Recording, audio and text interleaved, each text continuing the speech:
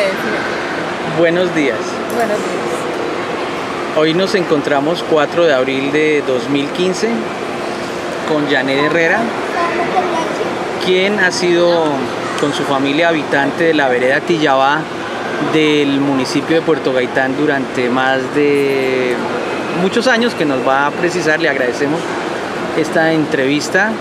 El objeto de la misma es dentro de un proceso de defensa de derechos humanos y sobre todo el derecho a la tierra que tienen ustedes en un proceso que ha resultado con muchos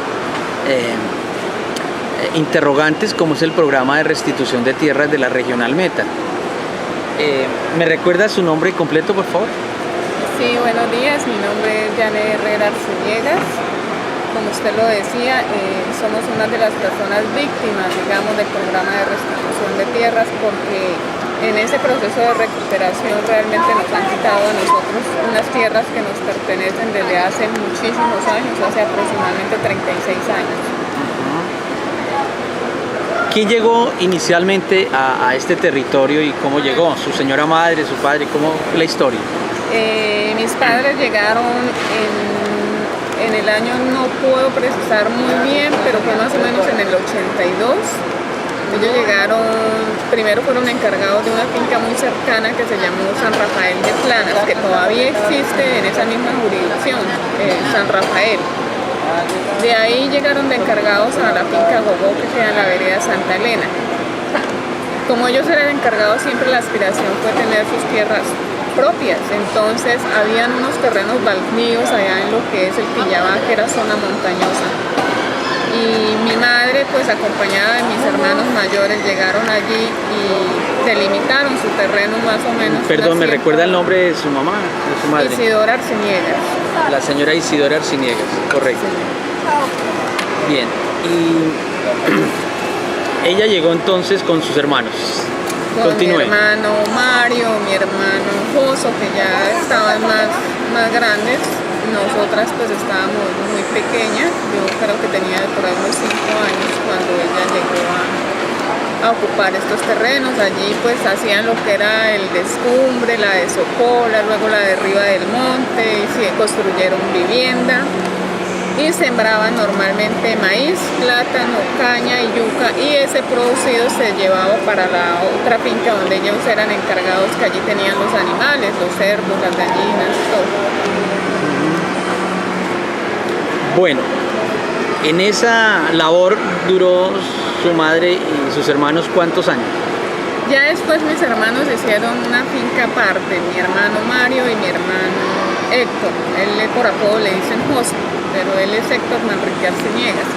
Ellos hicieron una finca aparte, se fueron también a más abajo, a la orilla del río Tillabá, finca que todavía poseen pese a todas las adversidades de la guerra que tuvieron.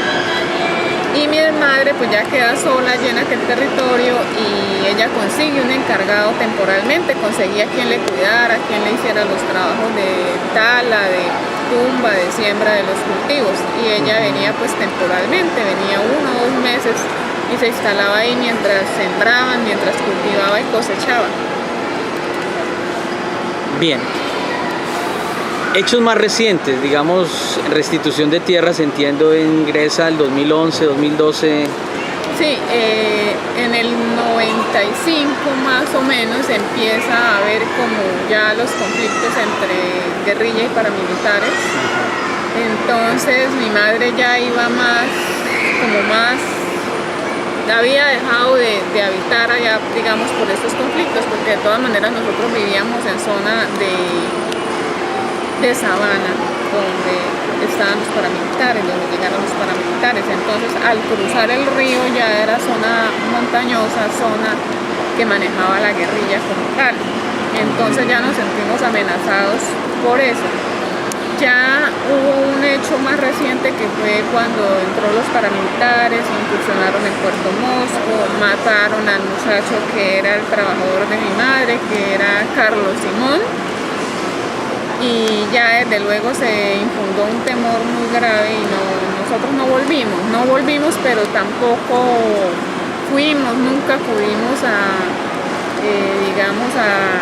los programas como al gobierno, digamos, a decir que fuimos desplazados, porque seguíamos de encargados en la finca y se seguía devengando un sueldo y pues realmente nunca tuvimos la necesidad, simplemente se perdió fue la ilusión de tener un terreno propio. Ya. Y ya en el 2008 ya definitivamente mi madre, en el 98 ya definitivamente no volvimos más. Al tiempo nos enteramos que la guerrilla había repartido este terreno a algunas personas que eran llamadas milicianos de ahí, y más o menos en el 2005, que ya los paramilitares entran del todo allí, las personas que eran milicianas se van, desocupan el terreno, o sea, ellos sí en algún momento lo explotaron sembrando coca, cultivos de coca, pero al entrar los paramilitares sintieron miedo y ellos abandonaron y se fueron. Entonces vuelven a quedar las tierras solas. En el 2010 ya decidimos, como la finca no estaba habitada por nadie, entonces entre mis 8 hermanos decidimos quién se quedaría con eso, porque ya la avanzada edad de mi madre no le permitía regresar, ya estaba muy de edad para irse a trabajar allá. Entonces se decidió que se le dejaba a mi hermana Marta, que tiene pues el respaldo de un compañero que es del campo, y ellos iban a trabajar este terreno, hacen una negociación con mi madre y mi madre le vende, digamos, este terreno. Y ella entra. Al entrar allí, la vecina, que siempre ha sido la vecina desde mucho tiempo, muchos años, ella se opone junto con el marido a que mi hermana entre, entonces la demandan. ¿Cómo se llama esa señora? Gilma García Tobar, y el esposo se llama Jimmy, no me acuerdo muy bien el apellido. Pero son ellos los invasores, digámoslo así, porque son ellos los que están reclamando un terreno que no es de ellos y que el único documento que teníamos de identificación es un registro catastral, y donde el registro catastral indica claramente que ella es la vecina con 50 hectáreas y al lado está mi madre en un registro catastral con 120 hectáreas, 102 hectáreas aproximadamente. Entra restitución de tierra, la señora se va a demanda de querellas policivas argumentando que eso hace parte de su lote. Abogados para allá, para acá, y finalmente cuando sale el programa de restitución de tierras, ella se va a restitución y mete el pleito por restitución, y restitución le da, digamos, le da todos los elementos de credibilidad a ella, y nosotros no pudimos demostrar, digamos, mi hermana no pudo demostrar, pese a la cantidad de dinero que ha gastado en abogados y todo eso, pero no pudo demostrar, pero no, digamos, el programa, o sea, estaba muy claro que efectivamente eso es de nosotros, pero restitución de tierras no lo quiso ver así. Digamos, en su comienzo se había dicho que no habría vencedores ni vencidos.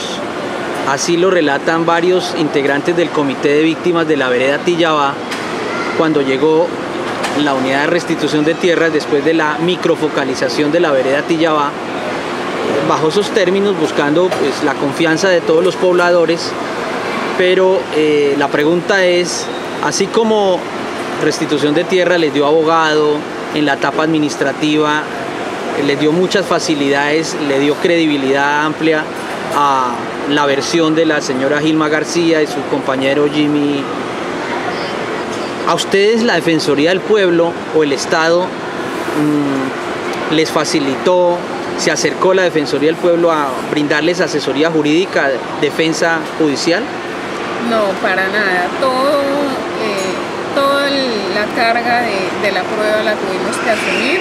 La tuvimos porque es que ha sido muchísima plata la que se ha ido y nos hemos tocado el grupo familiar colaborar y a mi hermana para eso. O sea, hemos tenido que vender ganado, todo eso para poder, pero siempre los fallos salieron a favor de la señora Gilma cuando se evidencia que efectivamente hay una mentira, que la señora está mintiendo porque ella dice que fue desplazada en el 2008 Y resulta que en el 2008 ya estaban trabajando por allí compañías petroleras.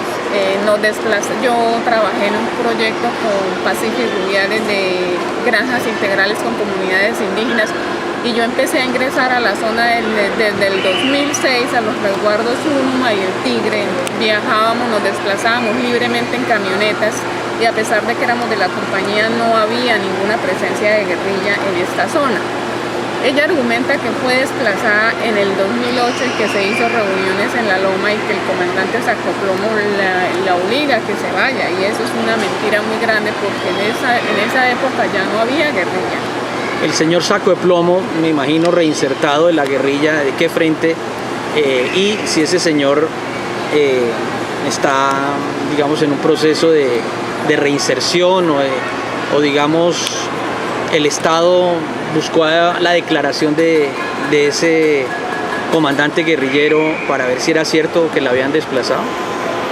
Realmente desconozco esa parte, no sé si... Pero ha escuchado recientemente que si esa persona Sí, sé que está desmovilizado y que estaba en el programa de reinserción, pero no sé si corroboraron esa información con él. Ok.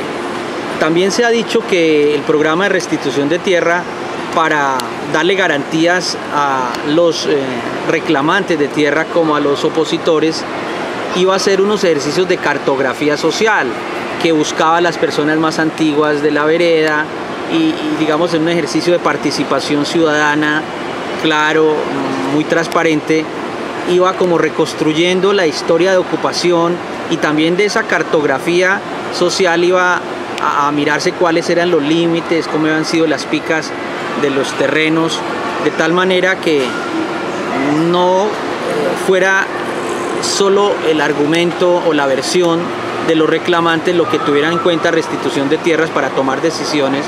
¿Eso se dio? ¿Cómo fue la cartografía social? ¿Ustedes participaron?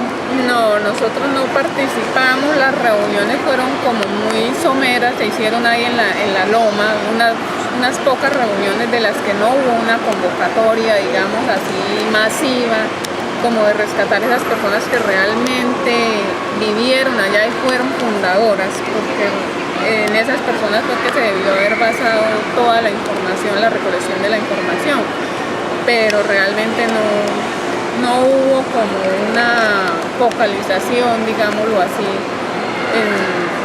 en tener en cuenta las personas antiguas de ahí. Sí, para establecer las líneas de tiempo, y el ejercicio es muy práctico. Los más antiguos hablan primero, luego las otras personas que van llegando, digamos, años posteriores y se van contrastando las versiones de uno y otro para igualmente haciendo un mapeo con los poseedores, ocupantes o tenedores, definir exactamente si coinciden las versiones de los más antiguos con los que son reclamantes. Eso, entendemos, no se hizo bien, ustedes lo señalan acá. Bien, al haber deficiencia en cartografía social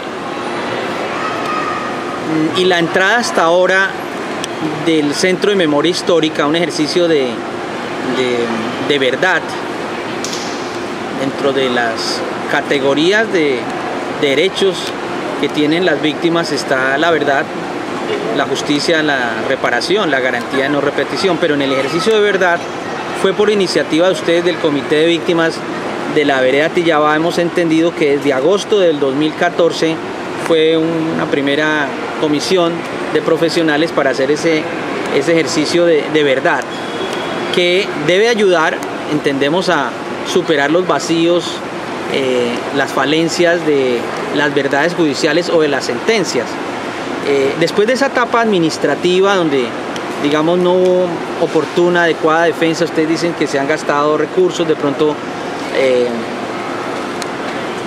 ha habido una posición muy uniforme en las entidades del Estado de darle mucha credibilidad a los reclamantes, y si falla la tarea de la cartografía social, pues se podría estar presentando una falla estructural en el objetivo de la ley de víctimas. Pregunta: hemos entendido que después, en diciembre de 2014, un poco antes, se logra que vayan delegados de la Procuraduría de Restitución de Tierras, de Naciones Unidas de Derechos Humanos, la misma Defensoría del Pueblo, y observan que no ha habido garantías a esa defensa judicial de los llamados en este momento por la ley segundos ocupantes.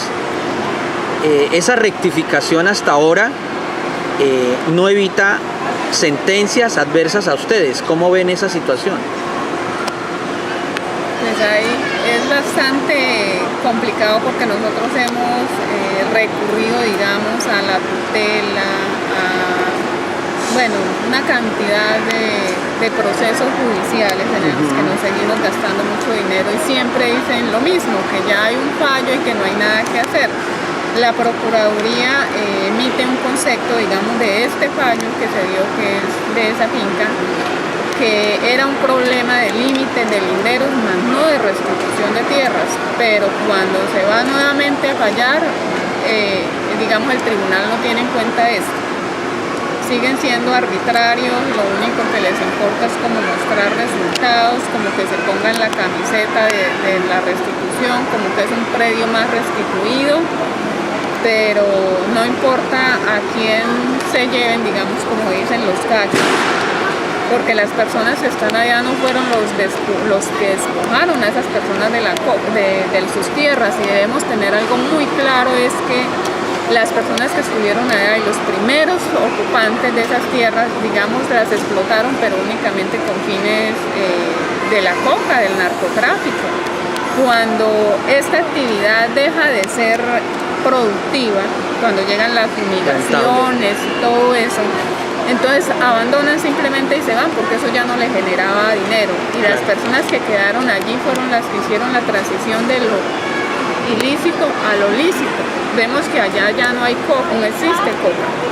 Existen personas que viven de los cultivos de cacao, de plátano, de yuca. La alcaldía de Puerto Gaitán inició unos proyectos productivos y apoyó a la gente para la siembra de plátano y todo, y esas personas son las que realmente han producido las tierras ilícitamente y son las que ahorita el gobierno está sacando arbitrariamente con unos fallos muy arbitrarios y que no se les reconoce para nada. Digamos, hay personas que llevan 18 años, 20 años y no se les está reconociendo sus derechos en ninguna manera. Hemos conocido igualmente que la Defensoría del Pueblo, al ver que muchas de las personas como ustedes, la condición de segundos reclamantes, habían sido desplazadas, o sea, habían sufrido hechos victimizantes, envía un equipo de profesionales y toma declaraciones para incorporarlos al registro de víctimas. Entiendo que su hermana declaró y hoy es reconocida como víctima del conflicto. ¿Nos podría ampliar este hecho, por favor? Pues digamos, toda la familia fue víctima de desplazamiento, porque nosotros sí fuimos desplazados realmente. Nosotros sí tuvimos que dejar la finca abandonada, cosa que la señora Gilma nunca lo hizo, pero sí sacó su registro de víctima en el 2008. Imagínense, esa fecha tan reciente, y argumenta un desplazamiento cuando no lo hubo, cuando ella siempre estuvo allí con su esposo y dedicada a los cultivos ilícitos como tal. Nosotros, mi hermano Joso Héctor Manrique Arciniegas, él sí quedó en esta línea del tiempo como una persona que los paramilitares se lo llevaron durante 15 días, le hicieron toda una investigación porque él era acusado como miliciano, pero le investigan, le hacen toda una investigación y se dan cuenta que los testimonios de la gente eran totalmente falsos, pero entonces él sí tuvo que cargar con eso. Mi hermano Mario, él sí fue desplazado muchísimo antes por la guerrilla, porque él perteneció a una junta de acción comunal o algo así, y él sí se tuvo que ir mucho más antes que nosotros. Pero ellos nunca acudieron de hecho todavía no lo han hecho, a declarar como víctima, a pesar de que cumplen los requisitos. Lo cumplió su hermana. Sí, lo que pasa es que también hay mucha gente que sabe de un programa que está dando el gobierno y se aprovecha de esto para irse a inscribir, pero realmente no lo son y no se hacen los estudios realmente, no se investiga a fondo si esta persona cumple o no cumple para... Está diciendo no la verdad. Sí, está diciendo sí la verdad, y además el caso de nosotros es más, digamos, más triste porque son las tierras nuestras, nosotros no le estamos quitando nada a nadie. No son ningún despojador. Ningún despojador, ni vinimos, son tierras legítimas nuestras, que la señora es la que nos está quitando digamos, la propiedad y el derecho de estas tierras, y que aparecen los registros catastrales como prueba. O sea, que hay unos indicios o elementos para pensar que ella declaró con falsedades en restitución de tierras, y igualmente se ha conocido que se lleva un proceso en la fiscalía para que se investigue el presunto falso testimonio. ¿Cuál ha sido la respuesta de la fiscalía en su obligación de defender de los derechos de ustedes como víctimas, para que se aclare esta situación y se encuentran los elementos de falsedad de esta señora reclamante, pues se hagan las correcciones correspondientes y se evite esa revictimización?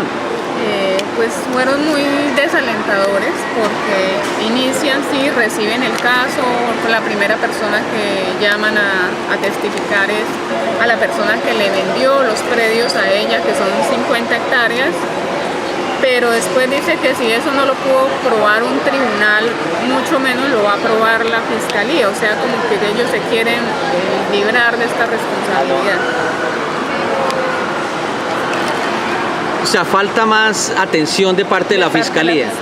Sí, es un tema para comunicarlo al Gobierno Nacional. La Procuraduría Apoyo Víctimas ha sido muy diligente, hemos conocido, pero el Comité Departamental o Municipal de Justicia Transicional, a ustedes como víctimas, ¿les ha brindado algún apoyo? Ninguno. Esto quiere decir que hay, digamos, dos categorías de víctimas por ahora para algunas entidades del Estado.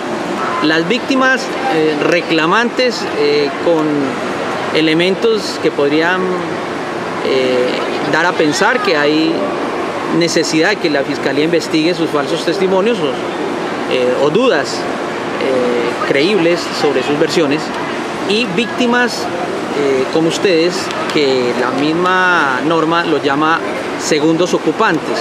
Ahora, muy recientemente, la Unidad de Restitución de Tierra, su consejo directivo, produce una resolución reconociendo que los segundos ocupantes también tienen que ser escuchados, tienen que ser respetados sus derechos a la tierra, pero ya lo hace después de sentencias y fallos.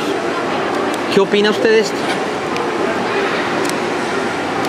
Pues es como decir que esas víctimas no tienen derecho a la reparación. Esas víctimas se está dejando los fallos que ya emitieron, y pues que se debe analizar esa situación y se debe, no sé, acudir a las instancias, a las últimas instancias, porque es que el mismo gobierno no puede estar revictimizando.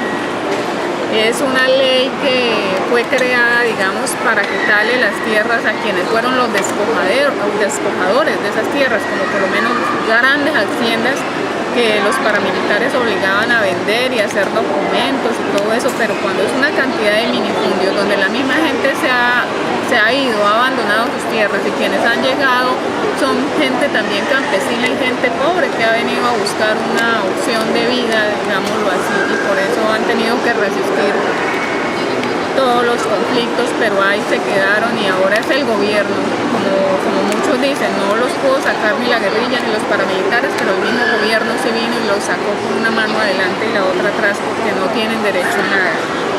Sí, es un contrasentido, es una paradoja, y por eso estaremos atentos a ver cómo va a rectificar el Estado, porque igualmente con esta reciente resolución hacen ver los señores de la Unidad de Restitución de Tierras que cometieron equivocaciones, que hay fundados motivos para pensar en una revictimización, y de pronto ese tema, ahora que según parece va a iniciar un programa de reparación colectiva que inició el Comité de Víctimas de la Vereda Tillabá, se logre superar esa situación de injusticia.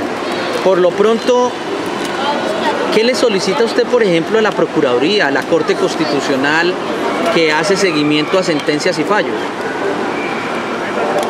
Pues ahí sí, que tener mucho cuidado, digamos, en un estudio minucioso de cada uno de los casos, una investigación realmente con mucho sentido para no volver a cometer esto y como tratar de reparar el daño ya que se hizo, porque eso es algo que no se puede quedar así. Claro, ha habido unos daños. Tiene que salir a la luz pública de alguna manera, pero son cosas que no pueden quedar impunes.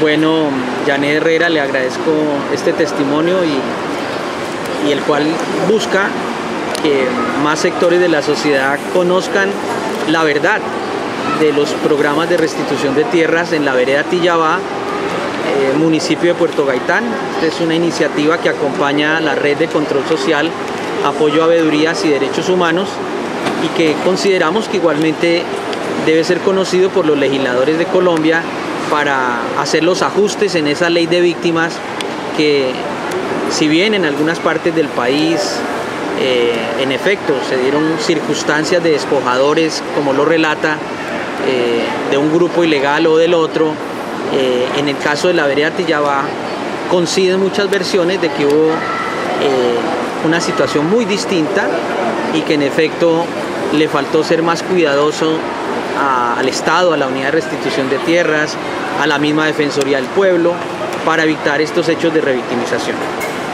Muchísimas gracias a usted, don Alberto, por el apoyo que nos ha brindado en este tema. Bueno, muchas gracias. Bueno.